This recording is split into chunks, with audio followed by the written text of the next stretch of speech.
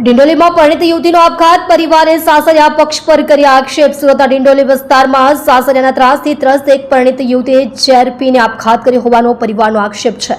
પરિવારના મતે છેલ્લા કેટલાક સમયથી યુવતી માનસિક ડિપ્રેશનમાં રહેતી હતી।